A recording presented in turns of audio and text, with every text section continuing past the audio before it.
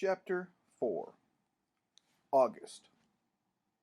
The heavy fighting around Susain in July 1918 knocked out. Let's try this again. Chapter 4 Chapter 4 August. The heavy fighting around Susain in July 1918 shocked Brailsford Junction out of its complacency.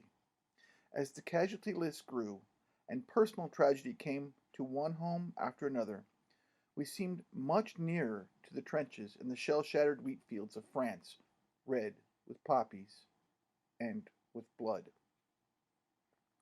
One of the first reactions of the saddened town was to forbid the war games that we had been playing each Saturday on Earl's Hill. It seemed a shame, after all our work constructing dugouts and opposing trench systems, for we had thoroughly enjoyed our desperate battles. The only participant to protest loudly was Slammy Stillman, the overgrown town bully, who had never played fair. He was the only boy who threw stones instead of the regulation clods of earth, and the only one who sometimes aimed at our Red Cross nurses, who were identified by the dish towel each girl draped over her head. The ceremony that really drove home the grim fact that war is not a game was the service held in memory of Raleigh Adams, one of the most admired boys in town. Neighbors of all faiths came to the Methodist Church to hear Reverend Hooton remind us that Raleigh had never hurt or hated anyone. The big service flag had been taken down and placed across the lap of Raleigh's mother. Her part of the ceremony was to remove a service star and to sew on the gold one. Everyone wept, and the war seemed terribly near. I found myself praying silently that Herschel's star would not be changed to gold. We wouldn't even have had Mother there to sew it on. There was a flurry of patriotism among the children of the town, the girls knitting khaki wristlets by the score, and the boys competing to see who could collect the most peach pits, which were used in making charcoal for gas masks. Another lively contest was the scramble for tinfoil. Up and down the streets and alleys went the tinfoil hunters, each child for himself. But I had a helper. As soon as Rascal dimly perceived the general idea, he ranged ahead of me, searching the gutters for the shining foil. My ball of foil was one of the largest, thanks to an occasional contribution made by my raccoon. Rascal's only other assistance in the war effort was the help he gave me in my garden. While I hoed, he trundled along behind me like a little dog. He also helped me to pick peas from a late planting. All the peas he picked, however, he kept for himself, opening each pod as if it were a small clam, and avidly shelling the green pearls into his mouth. He had little relish for the wax beans which were coming on by the bushel, so, while I picked beans, he often took a comfortable siesta in the shade of the rhubarb leaves. It was pleasant out there in my garden, warmed by the sun, cooled by an occasional breeze. The wax beans were golden and smooth, with the texture of satin, and they hung in their thick clusters beneath the leaves, so that it did not take long to fill a basket. Although the grocery stores paid me well for my vegetables, it was a reward enough just to plant and harvest such a garden. My mother had told me that seeds carry in their memory the whole complex pattern of stem and leaf and flower and fruit. And she had shown me how the stamens and pistils begin their seed-making processes all over again. It seemed miraculous then, and no less miraculous now. I had also been noticing that my little raccoon carried patterns in his brains, as do the migrating birds and the honey-storing bees.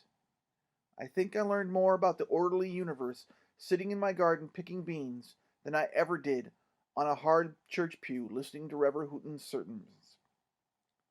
One serious mistake I made, however, was to give Rascal his first taste of sweet corn. I twisted a plump ear from a stalk in one of my rows, stripped back the husk, and handed the corn to my pet, who had carefully watched the whole performance. Rascal went slightly berserk. No other food he had ever tasted compared to this juicy new delicacy for which he was sampling for the first time. He ate most of the first ear, then, in a frenzy, scrambled up another cornstalk, pulling it slowly to the ground. He wrestled and struggled with a fresh ear, tearing away part of the husk and guzzling greedily as before. Still unsatisfied, he left the second ear half eaten to climb a third cornstalk. He was drunk and disorderly on the nectar and ambrosia called sweet corn. I thought Rascal's binge was amusing, but when I told the story to my father, he looked at us both quite seriously and said, "I'm afraid you're in for some trouble, Sterling." I certainly was in for some trouble. Rascal spent less than half the ensuing night in our bed, which didn't disturb me too greatly, since sleeping with a raccoon in August is a little too warm for comfort. I was aware that he must have let himself out and gone on a neighborhood prowl, but this wasn't unusual. On subsequent nights, he took a similar French leave, and he began sleeping soundly through most of the daylight hours. I didn't connect his nocturnal ramblings with his love for sweet corn, principally because he avoided our patch. The explanation was simple. To keep my woodchucks out of our garden, we had surrounded it with a woven wire fence and installed a gate with a strong latch. Rascal could have climbed that fence, but found it more convenient to raid the gardens of our neighbors. August is an intemperate month in any case, when emotions go up with the thermometer, but the angry voices to be heard on our streets each morning were sizzling even for August. One neighbor after another, easygoing, salty Mike Conway, handsome, slightly vain Walter Dabbit, the skin-fit lumber dealer Cy Jenkins, and the terrible tempered Reverend Thurman, found their respective sweet corn patches mauled by some fiendish night raider. Plans for detection and revenge were underway. It was Cy Jenkins who found raccoon tracks in the dust between his corn rows and spread the news. My father was right. I was facing real trouble. A delegation arrived one evening to sit in a circle around my unfinished canoe, voicing their complaints while Rascal huddled in my lap for protection. "I seen that varmint's tracks right in my garden," Jenkins said triumphantly. "Like a plague of 7 Egypts," Thurman sermonized. "Now, Sterling, we like your little raccoon," Mrs. Devitt began. "But the next time he gets in my sweet corn," she warned. The threats came whizzing around us like the buzz of angry hornets. "Next moonlight, I'll shoot him." "I'll set a trap, so help me." "Skunks? Woodchucks? Coons? What's next?" "Now, just a moment," my father said quietly. Among other civic responsibilities, he served as justice of the peace and knew from long experience how to handle a group of angry people. Mike Conway was willing to listen. "What do you suggest?" "If Sterling buys a collar and a leash for his raccoon." "Not enough," Cy Jenkins growled. "And he builds him a cage," my father added. Rascal began to whimper, and I looked anxiously from face to face. Most were grim, but Mrs. Dabbit gave me a sympathetic glance before turning to glare at her husband. Reverend Thurman, belonging to a sect which will here remain nameless, glowered at my father and thundered, "Vengeance is mine, saith the Lord." Thurman had been under his Model T all day using pulpit words, but not in the Sunday manner. Something about his inappropriate quotation from the Holy Writ struck Mike Conway as funny. Mike had a lusty and infectious laugh, and when he threw back his head and roared, everyone, except Thurman, joined in. "Well, then, it's settled," my father said. "Sterling, why don't you bring some glasses and a pitcher of cold grape juice?"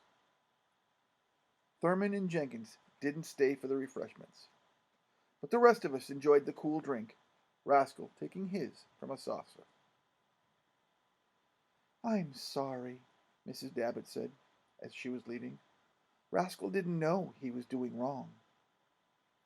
After the neighbors were gone, I said bitterly to my father, "You can put criminals in jail, but you can't put my good little raccoon in jail. How would you like to be led around on a leash?" "Now, Sterling," my father said soothingly, "it's better than having Rascal shot or trapped." "Well, all right. But I think Rascal and I will run away and live in a cabin in the woods somewhere." "In the woods?" "As far away from people as we can get. Way up north in the woods. On the shore of Lake Superior, maybe." My father pondered this for a moment, and then said, "How would you like to take a 2-week trip all the way to Superior? Bring Rascal along, of course." "Do you really mean it?" "Of course I mean it. You can ask the Conway boys to feed Wowzer and take care of your war garden." I snatched Rascal up from the rug and started dancing crazily, which didn't disturb my raccoon. He was always ready for a romp. We had been given a reprieve, a wonderful 2-week reprieve. "When can we start, Daddy?" "Why, tomorrow, I suppose. I'll just put a sign on the office door." There were no superhighways in those days to streak impersonally toward some distant goal, scoring the countryside with ribbons of unfeeling concrete. In fact, there was scant paving of any kind, only friendly little roads that wandered everywhere, muddy in wet weather, dusty and dry, but clinging to ancient game and Indian trails, skirting orchards where one might reach out to pluck an early apple, winding through valleys of streams and rivers, coming so close to flower gardens and pastures of clover that one could smell all the good country smells, from new-mown hay to ripening corn. We started early the next morning, my father, Rascal, and I in our usual places on the front seat. Turning northward toward Fort Atkinson, we passed our old farm and the Coomling place as we ascended the Rock River Valley. Finding the sources of streams was a passion for me. I had followed Saunders Creek all the way to its first spring nearly 10 miles north of Brailsford Junction, and I had always wanted to follow the Rock River to its source. So we went by the way of the Horicon Marshes, as romantic to me as Sidney Lanier's Marshes of Glen. At some point in this neighborhood, we crossed a divide between waters pouring down the Rock River to the Mississippi and waters pouring into Lake Winnebago and the Fox River to Lake Michigan, and thus down the lakes to the St. Lawrence and eventually the Atlantic. When we saw the first creek running northeastward, I felt like the early French explorers of this region. We skirted Lake Winnebago for many miles, from Fond du Lac to Neenah and Menasha, where the Winnebago empties into the Fox, there to cascade in several major rapids on its winding journey to Green Bay. We were making excellent time, considering the bumpy roads and 2 blowouts, which in those days one took with serenity, struggling with tire irons, inner tubes likely to be pinched, and hand pumps to inflate the tires. We had packed some of my casual sandwiches, hard-boiled eggs, fresh peaches, and a dozen donuts. There was no need to bring any special food for Rascal. He ate almost anything, just as though he were a person, which he definitely believed he was. We bought we bought a tin pail of fresh, cold milk at a farmhouse and feasted over or beside a bridge over a rushing stream. When Rascal had eaten, he curled up on the cushion of the big back seat, a coil of shining fur against the maroon leather. There he slept happily all afternoon. It is even more exciting to move from one arboreal region to another than to move from one watershed to another watershed. This second divide we were crossing was from the deciduous trees of southern Wisconsin, the elms, maples, oaks, and hickories, into the evergreen region of pines, spruce, hemlocks, and cedars. Now, the farm odors and fragrances blended into the great perfume of the north woods. The sharp, spicy aroma of the firs, and the fine, hot scent of pine needles lying 4 inches thick to blanket the forest floor. We began to see the first granite and basalt rock formations of the oldest geologic period of the world. The Canadian Shield, which carries its treasure house, some of the richest ores of the continent: iron, copper, silver, and many other minerals. My father knew enough geology and mineralogy to show me where the salts of copper had stained a cliff blue with azurite and green with malachite. These colors blended with assurance into the moss and lichen on the rocks, adding their tints to those of the sky and water. I felt a twinge of conscience to be carried so far away with this new and different beauty of northern Wisconsin. It was as though I were being unfaithful to southern Wisconsin and to my own lake, Koshkonong. In those days, there were no motels and few other places to sleep along the highway, unless in a tent or under the open sky. I wanted to be a voyageur on this excursion, sleeping without cover. My father was willing to gamble against rain, being as little concerned as I. We stopped in a point which extended into a small, clear lake, unpacked such duffel as we needed, and arranged our camp. Safely out on an extremity of bare granite, its crystals possibly 2 billion years old, we built a modest fire to cook our evening meal.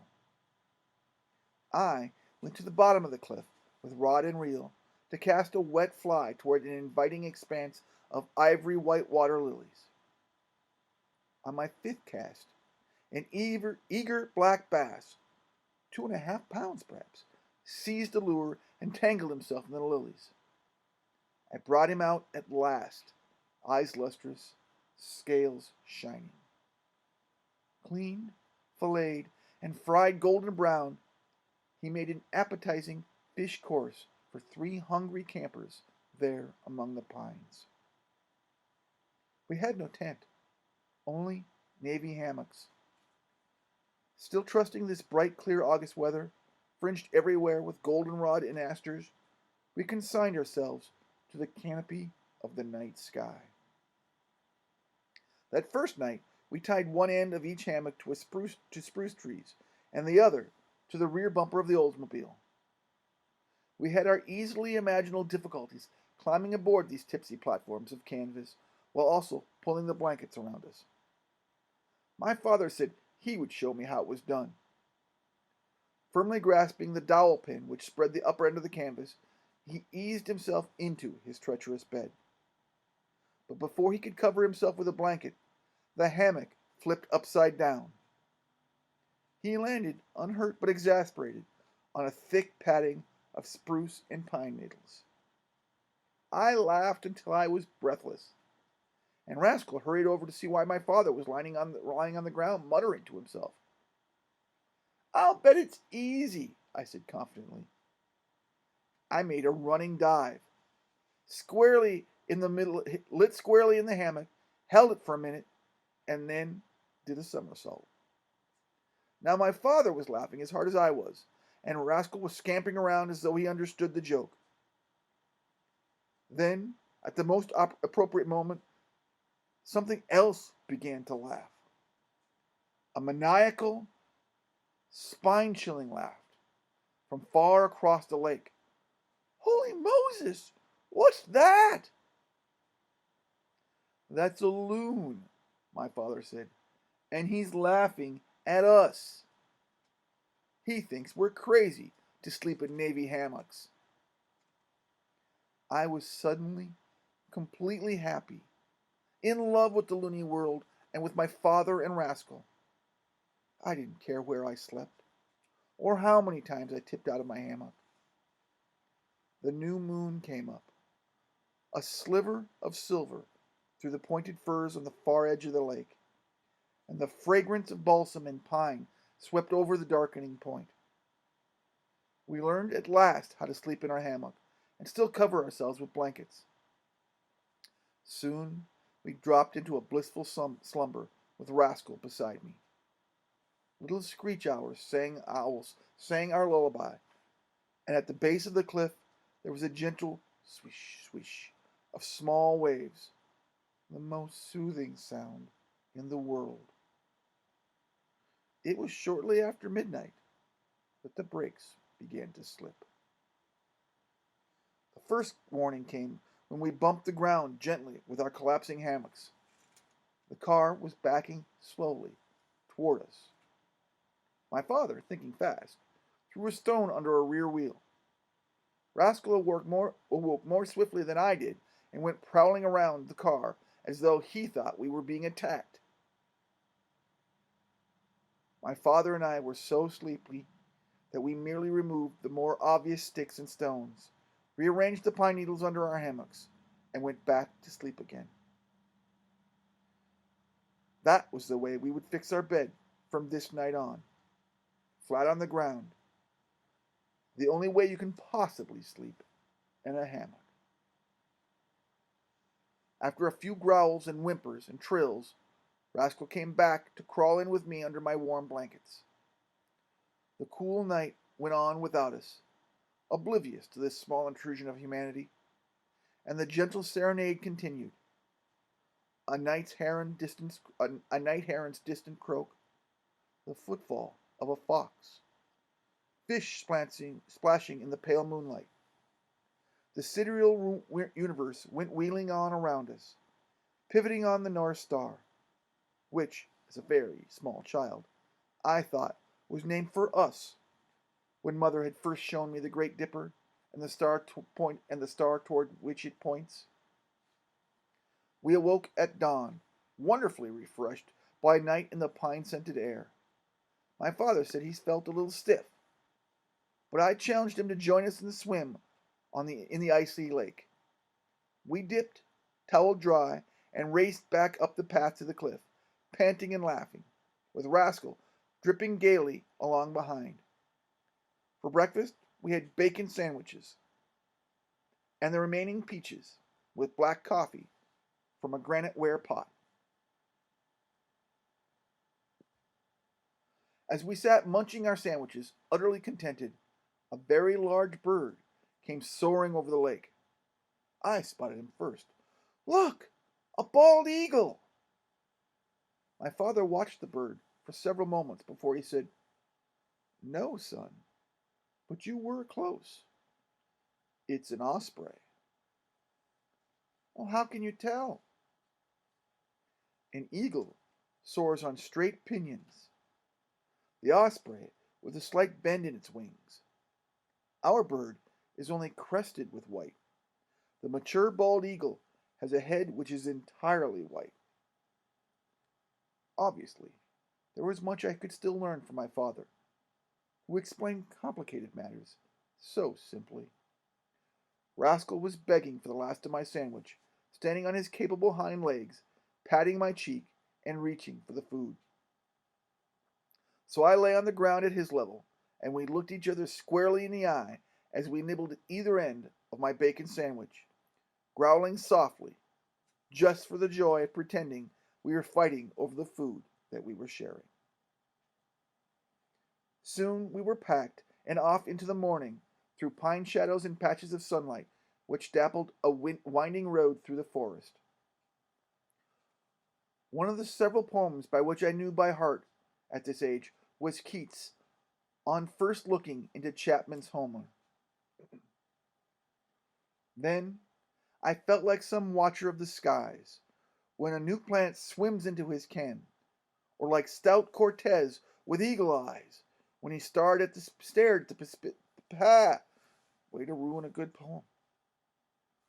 Then I felt like some watcher of the skies when a new planet swims into his ken, or like stout Cortez with eagle with third time's a charm. Then I felt like some watcher of the skies when a new planet swims into his ken, or like we're not going to stop. Then I felt like some watcher of the skies when a new planet swims into his ken, or like stout Cortez when, with eagle eyes, he stared at the Pacific, and all his men looked at each other with mild surmise, silent upon a peak in Darien. My sister, Jessica, the poet of our family, had told me that was probably about Balboa, and certainly not about Cortez, who had caught this particular glimpse of the Pacific. Her criticism did not lessen my admiration for the sonnet, however. I was still in that uncritical stage which allowed for the enjoyment of poetry. We came upon Lake Superior with similar astonishment and wild surmise. An entire ocean stretching far beyond the horizon, as though a sapphire half as big as the visible sky had been set among the granite cliffs and northern pines. This sea of sweet water, as Radisson had called it when he had visited these shores in the autumn of 1659, is the largest and the deepest of the Great Lakes. No cleaner, colder, or crystal water will be found upon our continent. It is rightly named Superior, having no equal in the world. From our eminence above Chicomenguan Bay, we could see several of the Apostle Islands blending into the far distance. As we hurried toward the lake, I found myself reluctantly admitting that this tremendous bowl of blue water was indeed more beautiful than my Koshkonong. On a shore of sparkling sand and clean washed gravel, with the gulls crying overhead, my father and Rascal and I walked the beach like beachcombers in a dream. This might have been Crusoe's island. We were so alone with sea and sky. In a little pool made by an entering rivulet, my raccoon caught a gleaming minnow, which proved to be a trout, dappled with color. Rascal explored the whitened stumps washed up by the waves. Through these labyrinths he felt his way, curious but cautious, apparently expecting to meet the rightful owner at any moment. The beaches of Lake Superior are strewn with agates. These ancient jewels are the result of age-long water seeping into small cavities in the rock. The water carries silica in solution, stained by various minerals. The result is often a gem in which cross-section shows rings within rings of crocus yellow through all the shades of brown to deep, rich red. On the outside, agates are often pitted and with no visible evidence of their interior beauty, which rivals the most subtle stained glass.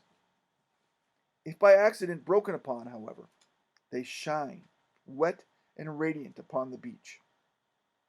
During that morning, we found more than 20 stones worthy of cutting and polishing. Rascal knew nothing about agates, picking up and dropping almost any bright stone that took his eye, but he did find one of the broken agates, and I kept it for him to add to his pennies and his arrowhead. In time, he grew impatient with this beach, which seemed to have no crayfish, and went to sleep in the hollow of an old stump until we were also tired of the agate hunt. We ate at a small restaurant in Ashland, then followed the road westward, which brought us into the valley of the Brule River, the finest trout stream in Wisconsin. Needing supplies, we stopped at an old, unpainted crossroads store. There was everything imaginable for sale in that store: snowshoes, shotguns, and deer rifles, even a yoke for oxen. You could buy groceries as well as brightly colored yard goods, snowpacks, and bear traps. There was also merchandise more fascinating to me, such as excellent split bamboo fly rods and hand tied trout flies, which I viewed with longing. While my father bought bacon, and bread, and other necessities, Rascal and I browsed. I had been taught to never touch things when I shopped, but Rascal had no such scruples.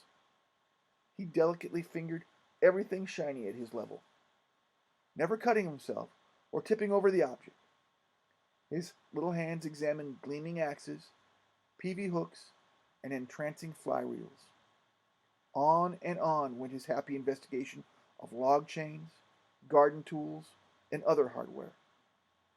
Only when he climbed on a counter and started touching the kerosene lamps did I stop him for fear he might send one crashing to the floor. "Real smart coon you got there," the storekeeper said. "Make a good coonskin cap some day."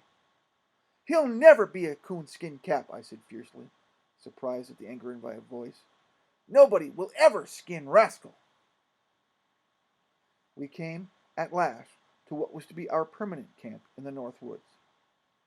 It was on a promontory some 20 feet above one of the deepest and most beautiful trout pools I have ever seen, carved from the rock at the curve in the Brule. The grove shading the little hill was the only piece of virgin timber that we found in all the North Country. If the trees had been white pine, they would have been cut 40 years previously. But they were yellow pine, just as proud in the forest, but almost useless to the carpenter, who calls this intractable wood devil pine, because it cracks and splinters in every direction and refuses to take a nail without tantrum. The nearest branches were at least 35 feet above us, and the forest floor beneath had no vegetation, only a thick carpet of pine needles. The breeze was always gently stirring this high canopied room, and again we had a projecting rock above the river for our safe campfires. When the sun sank slowly westward to our pine roofed mansion, we ate and prepared our beds upon the ground. I had almost decided that I would live here forever, thus avoiding permanently the nightmare of caging my pet raccoon. It was characteristic of my father that he had not told me the real reason for this trip. He had been asked to testify as being an expert witness in a case being tried before a judge in Superior, Wisconsin. Our camp on the Brule was some 20 miles from the courtroom, so each day the court was in session, my father would leave shortly after breakfast, taking his packet of notes and documents, and would return during the afternoon. I had no interest in legal affairs, and my father was tranquil concerning my safety. He knew I could scarcely get lost if I stayed on the river or one of its branches, and that Rascal and I could swim if we fell into one of the deeper pools. Several recent showers had lessened the danger of forest fires, and we had seen no sign of bears, neither footprints along the stream nor trees scratched or rubbed at a bear's length above the ground. Despite the war in Europe, the world as a whole seemed safe in those days. We had left our house unlocked in Brailsford Junction. We seldom took the key from the car. We trusted our fellow human beings, and particularly the creatures of the woods. 2 weeks of absolute freedom. Each hour was savored. The very first day Rascal and I found an opening in the forest where a sunny hillside was festooned with blueberries nearly as large and as dark as grapes, their leaves lacquered a deep red. We hurried back to camp for a bucket and returned to pick 3 or 4 quotes of such delicious fruit that I ate a third as many as I put in my pail. Rascal had an even better record. He ate every blueberry he picked. That afternoon we were too busy exploring to find time to fish. Wearing only my swimming trunks, I padded over the pine needles, as alluring to my bare feet as to Rascal's. We crossed small tributaries to the Brule, or waded up their winding shallows, hoping to find the hidden springs from which they emerged. We walked the length of mossy logs, crossed and recrossed the Brule and its foaming riffles, ice cold and amber clear. Once I slipped on a submerged boulder and went laughing down into a pool below, with Rascal plunging in dutifully to follow me in my fun. Little red pine squirrels scolded us as though we had interrupted a service in a cathedral. Striped chipmunks came darting out, whistling and chirping, frantic with curiosity and eager to see the show. We had wandered far up the stream, and now the sun told us we should be getting back to camp. A pleasant breeze was tempering the August heat as we retraced our path, sometimes in and sometimes out of the water. Rascal fished the river's edge, feasting on minnows, and I was seeing enough big trout where the sun struck deep into the pools to know that here was a stream to rival Isaac Wallington's River Dove. When we arrived at camp, we were astonished to find a robber in the process of gnawing his way into the wooden box which contained our salt, flour, and other dry groceries. I had never seen a porcupine, although my father had told me about them, and this could be none other than the very animal, clumsy, pug-nosed, and bristling with quills. Porcupines can't throw their quills. These barbed harpoons, however, leave the original owner at a touch, but stay in the flesh of his enemies like fishhooks. Rascal raced ahead for a closer look, but suddenly grew cautious. All of his ancestors seemed to be whispering in his ear, "Careful, it's a porcupine." I didn't want to kill the intruder. Using a long stick, I nudged him gently toward a small tree, up which he scrambled until he looked like a hawk's nest in the highest crotch. Then I went to examine the damage to our stores. It was our salt that he had craved. He had ripped the salt box wide open and had eaten enough to make him thirsty for the next 6 months. He wouldn't stay up that tree very long, I concluded. He would have to come down and go for a drink in the river. Rascal and I lay on our backs, drinking cold pop from a case we kept in a nearby spring. "I'll bet he wishes he had a bottle of pop," I said to Rascal, as we gazed up at the thirsty porcupine. But Rascal was too busy to pay much attention. Holding his bottle with both hands and both feet, he drank as fast as a little raccoon can. He had no intimation that this free life would not go on forever, or that he would soon be headed homeward to captivity. One loses a sense of time in the woods. I had no watch to replace my broken Ingersoll, and could only guess at the hour of the day by looking at the sun. I'd even forgotten what day it was, and it certainly didn't matter.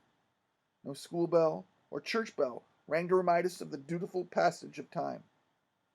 One day blended into the next could only be remembered as the day that we saw the porcupine, or the day we found Lost Lake.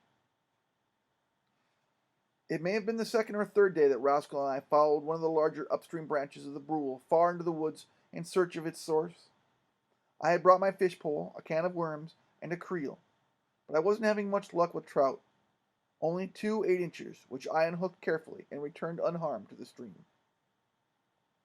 Brook trout are almost too beautiful to keep, being in these waters dark above with rosettes of filtered sunlight along their sides, some as red as wintergreen berries, and some almost golden, and they were amber pale beneath, part of the water itself, and the spirit of the woods.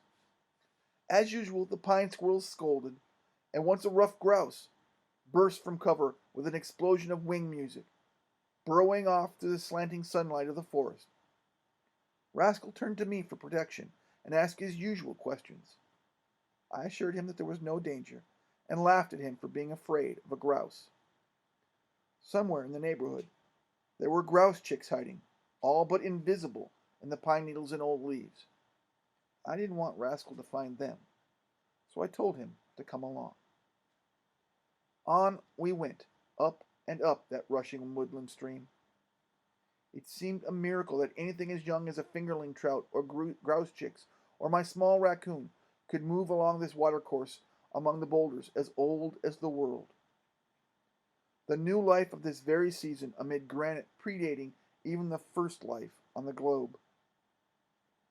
My mother, before she died, had revealed a few simple facts about the earliest forms of life on earth, and had tried to explain the story of creation in the Bible as a means by which primitive people and poetic people sought to record the beginning of things.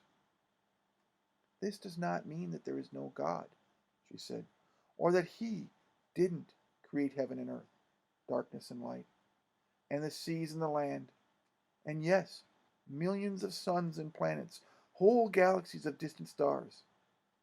His Spirit does move upon the face of the waters. Then, patiently, like a very good teacher she was, my mother explained in words that I could understand how the plants and animals had evolved from simpler forms of life to the wonderfully complex flora and fauna of our present era. And I had thought there were no one more gracious and knowing than my mother, and certainly nothing more pleasant than the sound of her voice. She seemed very close to me now as Rascal and I made our way up this branch of the Brule. The stream came winding toward us over and under mossy logs. It tumbled through the remains of an abandoned beaver dam, and ran like quicksilver across the beaver meadow where meadowlarks added their music to that of the water. Then, half a mile further upstream, we came upon it suddenly, a little lake, which was the very source, as round and as big a drop of dew as round and as big as a drop of dew, and as clear. Its shores were of clean sand and gravel, and it was cupped among the low hills and forested with evergreens, with several white birches standing in sharp relief against this background of dark firs. There were water lilies in the shadows, their floating pads large enough for little frogs to sit on, and blossoms the size of saucers, where green and scarlet dragonflies held court. We had come so silently over the pine needles that the bathers had not seen us, and they were withers deep in the lake, the first white-tailed doe and first fawn I had ever gazed upon, except in nature books. When Rascal saw them and was smitten by one of his crazy ideas, then Rascal saw him. Then Rascal saw them, and was smitten by one of his crazy ideas. He slipped into the water and took the shortest route toward the deer, creating no more disturbance than an otter, and causing the doe and fawn no concern.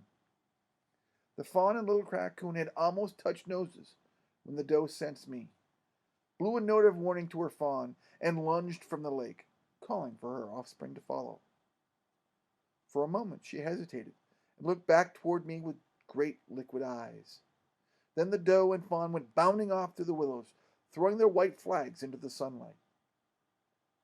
Rascal came back paddling, but very pleased with himself, thinking he had performed a brave service by frightening these intruders from a lake which was now ours by right of discovery and conquest.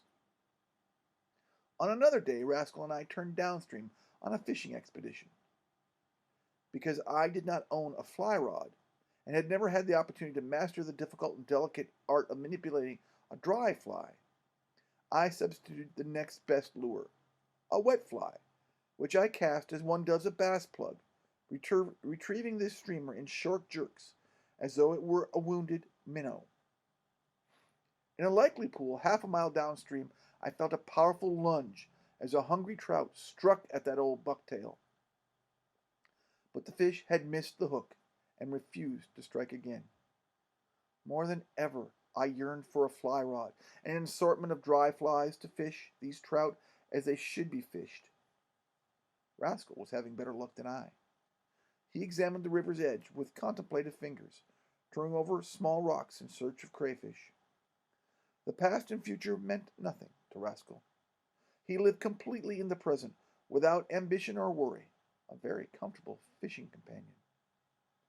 Beyond a bend in the river, we came upon the first human habitation I had seen in days. I experienced a shock of recognition that was almost uncanny, as though I had lived here in a previous life. And yet I had never seen anything exactly like this big cabin with its huge stone fireplace, rambling veranda, and green lawn sloping to the water. If Rascal and I were determined to live in the woods, here was the home we wanted. I realized, sadly, however, that wishing won't make it so. This cabin must belong to someone, and a fairly wealthy owner at that. As we came around a clump of willows, there he was, fishing his own trout pool with a split bamboo fly rod, which he handled as gracefully as an orchestra conducts his baton. He was a tall, spare man, browned by the sun, and quietly intent upon his fishing. His old felt hat was decorated with trout flies. He was smoking a pipe and seemed completely at peace with the world. I held Rascal in my arms so that he would not interrupt the performance, and we watched for several minutes, unnoticed by the fishermen. It is fascinating to watch a good fly caster, and this man was an expert. It seemed almost impossible that with his wand of split bamboo he could direct weightless lure with such precision that he could drop it on the water 50 feet downstream, within inches of any target, the fly lighting upon the pool as gently as though it were indeed a living insect. On each back cast he lifted the lure and line high behind him, then, with a split-second timing, brought the forward tip of his rod, sending the fly swiftly downstream to its destination. On each forward cast, he stripped extra line from the reel until his fly was reaching the edge of a boulder at the foot of the pool, a good 60 feet below the gravel bar on which he was standing. Then it happened, just as the fisherman had planned. There was a heavy swirl as the trout left his haven below the boulder, a tremendous surge, then a leap clear of the water. I suppose we should have been cheering for that fish, making such a gallant fight for his life. But Rascal and I were primitive, as eager as the flycaster to bring the big trout to net. We ran down the path to the gravel bar to be nearer the scene of the action as the tall, calm fisherman patiently played the fish. The rod bent like a bow during the lunges, easing to a gentle arc as the trout ran upstream. Although busy with his fish, the angler looked up and smiled as he saw his visitors. But I knew enough not to talk at such a moment. The line cut swift figures across the surface of the water like an ice skater in motion, and once again the trout broke the water, throwing spray into the sunlight.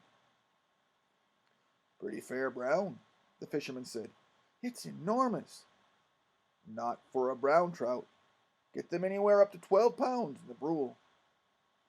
When the fish began to tire, the fisherman pointed to his long-handled net lying on the bar. "Want to slip it under him, son?" "But I might lose him." "Wouldn't matter much. There's lots more where he came from."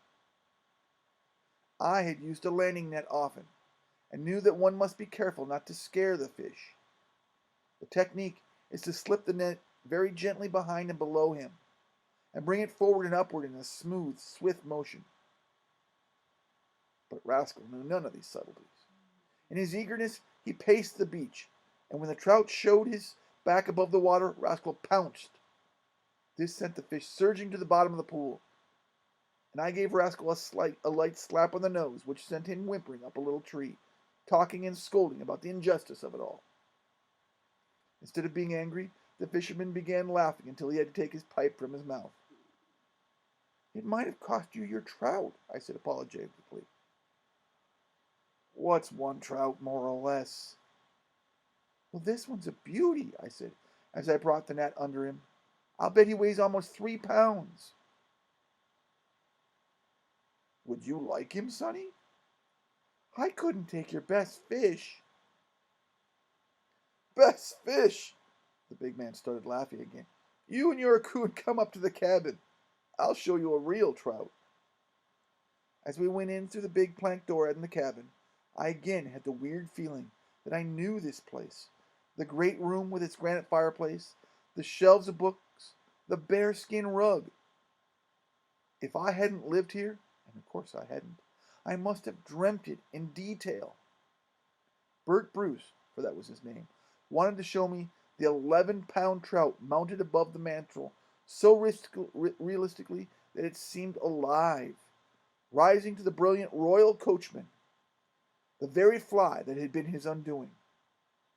When I held Rascal up to see this magnificent brown trout, he reached for the splash of crimson that had also lured the fish. My raccoon was proving too much interested in trout flies. What struck me immediately about this cabin was its air of livability. The great pine logs, each of them some 40 feet in length, had been peeled and varnished. The peg plank floor was of white oak, easy to clean.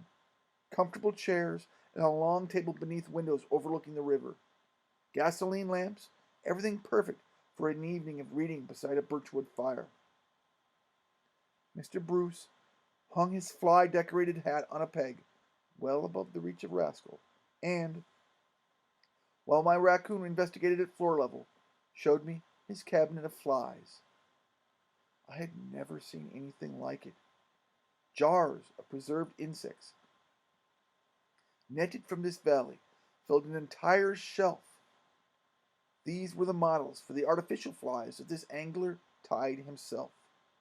The small drawers containing many materials used to make the flies might have been those of a jeweler. Within each drawer he kept separate treasures, well protected from moths with balls of camphor. The hackles for his flies were largely from gamecocks, red, ginger, and grizzled. These he imported from England. He trapped his own red foxes and rabbits to make from their underfur the thoraxes or bodies of his flies, which were firmly banded to the hook with gold or silver wire as fine as a cobweb. The tails of the flies were of the slendest feather barbs, and the wings were usually small feathers from a starling. Then, with slight hesitation, he showed me the contents of the only drawer which was locked. I immediately realized it contained the feathers of a wood duck. I've only shot one of these in my life, he said. I need these feathers. Can't tie some flies without them. There they lay, gleaming and radiant, the plumage of the most beautiful bird in North America. While I was learning about the art of tying flies, Rascal had found the bearskin rug. The head was mounted with a ferocious mouth wide open, and Rascal was sidling up, as cautious as a cat, ready at any moment to leap back if the rug attacked him. I twitched the rug just once, and Rascal nearly fell over backward. But his curiosity outweighed his caution, and soon he returned, touching the bear's nose, running sensitive fingers over the fierce glass eyes. Convinced at last that the bear was not alive, he climbed aboard the massive head, proud to have won such a dangerous battle. Soon he was curled in a comfortable position on the skin of this great cousin. In another moment he was asleep. Do you live here all alone, Mr. Bruce? Call me Bert, my host said. Everyone else does. Yes, I live alone. Can't stand women folks around. Cranky clean. That's the way I feel, I said. Now you take my older sister. I live with her in the winters, and I like her. But when she comes up here, she dusts and scrubs and changes curtains and moves furniture. You can't lay a book down on the table, and she puts it right back on the shelf. I wish I had a cabin like this, I said. Well, son, you can't get anything in this world without working for it. I ran a sporting goods store in Chicago for 30 years. Sold out and retired. I come up here from early May to late October. but I had to earn the money first. I'd work all my life for a cabin like this, I said wistfully. Well, how about a ham sandwich for you and your coon? That would suit us just fine. Well, come along out to the ice house and we'll cut a big slice of ham. I took Rascal with us to be sure he wouldn't get any mischief. And while we were in the ice house, Bert had a good idea. He wanted to see how much Rascal weighed. Taking his trout creel, he hung it on us from a scale permanently attached to one of those beams. Discounting the weight of the creel, he now lifted the amiable little raccoon into a wicker basket. Rascal weighed exactly 4 pounds and 3 ounces. How old is he? Bert asked. Just about 4 months, I think. Coming along fine, Bert said, relighting his pipe. Gaining just about a pound a month. He'll be a big, husky fellow before he goes to sleep for the winter. There wasn't any doubt about it. Bert Bruce was our friend. It seemed scarcely possible that 2 weeks had fled so swiftly by. But one afternoon my father returned to tell me that the court case had been settled, and that the following day would be our last on the Brule. For the first time since we had come to the North Woods, I lay awake for a while that evening, listening to the soughing of the wind high in the pines, realizing sadly that we must now return to civilization. I went to sleep with the happier thought that we still had one precious day, and I was determined to make the most of it. The next morning, we took our fish bowls and started downstream to Bert's cabin. It was cool enough to make us grateful for our sweaters. The grass and the low bushes in the little clearings were hung with spiderwebs, seeded with pearls of dew, and a few birches were exchanging their summer green for the pale gold of early autumn. My father and Bert had become good friends. On several evenings, they had talked about Indians, a mutual passion, the Winnebagos, the Chippewas, the Crees, the Teton Sioux, and many others. While Rascal and I lay on the bearskin rug, Indians swirled noiselessly around us through the flickering firelight, dancing with their war dances, hunting and fishing, and then moving forlornly to their reservations. For our pleasure on this final day, Bert offered us the use of his canoe, and we were eager to try it. The Brule is mostly navigable by light craft from this cabin down to Lake Superior, and there are several excellent trout pools on these lower reaches, almost certain to produce big fish. Bert saw us safely afloat, bid us farewell and good luck, and then waved from his gravel bar. We rounded a bend in the rapids below his pool and cascaded through a tunnel of evergreens. My father was at the stern and I in the forward seat. Rascal was convinced that he was the pilot. He stood at the prow, peering downstream as might an animated figurehead, sniffing the breeze, watching the river, and occasionally turning to give us brief instructions. As always, he loved speed and a slight sense of danger, cheering with the most satisfaction when we were running white water. My father had purchased his first canoe nearly half a century before from a Winnebago Indian. He was excellent, guiding us with swift strokes or the rudder-like action of the trailing paddle. I was also a competent performer, but less adept at the stern than at the prow. The canoe itself was as safe as a rowboat, 4 feet shorter than the one I was building, and twice as wide. It was a handsome craft, riding the water like a swan, and taking us lightly over the shallows where the trout lay upon the clean gravel, nosing upward against the current. They were almost as invisible as a woodcock among the brown leaves. There were very few good fishing places along the first quarter mile below Bert's pool, and I did not put aside my paddle to take my rod until we had passed the second bend. Here we found water so peaceful that we could cast our bucktail flies at leisure while letting the canoe drift slowly with the current. A noisy kingfisher disputed our right to his domain, darting angrily across our path, his crest as erect as the war bonnet of an Indian. For perhaps 30 seconds, a mink watched us from a sandbar, appearing from underneath the brush and disappearing again so quickly that we might have doubted our senses, had not all three of us seen him clearly. My father hooked a small trout, but returned it to the stream. As we left the pool, we again took our paddles to dart precipitously down another chute. Guiding this craft among the boulders, I thought happily of my own canoe at home, which someday would be ready for this water. My raccoon and I would be afloat every possible moment. About a mile below Bert's cabin, Rascal's sensitive nose caught scent that spelled danger, and he trilled a warning. Just then my father and I saw a blueberry patch that looked as though it had been hit by a small cyclone. A little further downstream, a hollow tree had been ripped open as though by lightning, with shreds of bark and rotten wood and dark honeycomb strewn over a gravel bar. There could be no doubt about it. This was the work of a bear. Talking softly now and paddling quietly, we progressed cautiously over tranquil water around a wide bend in the stream.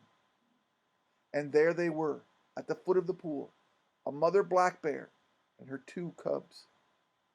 She had just tossed a big trout to her offspring from the rapids below this pool, and the cubs were fighting over the fish, snarling and snapping. Rascal's high trill diverted her from her fishing, and with a deep-throated growl, she stood her ground for a few moments, eyeing us angrily. Rascal didn't need to be cautioned against swimming to meet these big rough cousins of his. He stood transfixed at the prow, fascinated, but trembling. The bear spoke sharply to her cubs and plunged into the willows and aspens with a great crackling of brush, and her obedient young raced after her. They disappeared as completely as the mink, and soon there was silence. "Well, Sterling, you've seen your first bears." "And my first deer, and my first porcupine." Nothing could top this experience, I thought.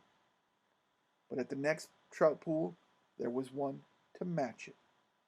I overcast the pool into the rapids below and was retrieving my bucktail in an erratic manner to avoid a snag when a smashing strike bent my pole as though it were a willow. My line was taut, and the fish had hooked himself solidly on a wet fly and seemed inclined to take it all the way down river to Lake Superior. My father backed water to hold the canoe steady against the slight current running through the pool, and I did my best to keep the trout from tangling the line in the half-submerged log in a half-submerged log in the rapids. Other fish can fight, but there is nothing quite like a big trout for style and grace and courage, as though they drew strength from the whole wilderness. Rascal was as excited as I, chattering and chirring. Changing tactics, the fish made a dash upstream into our pool. I reeled in slackline as rapidly as possible to keep the tension on the hook. For one dreadful moment, I thought I had lost him. But a few more twists of the reel showed me that the trout was still solidly hooked, deep in the brule. In another few moments, he surfaced, saw the canoe, and started a wide circling run upstream. My father swung the prow 180 degrees to give me the best chance to play my fish, which now broke the water in a great gleaming leap. Rascal's high trill was like the cheer of praise.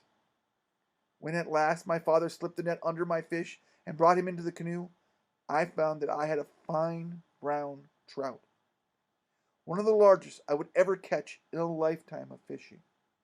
By the scales in my tackle box, he weighed just over 4 pounds. "He's as big as you are, Rascal," I said with delight. "He's a beauty, Sterling." "Shall I try for more?" "If you like."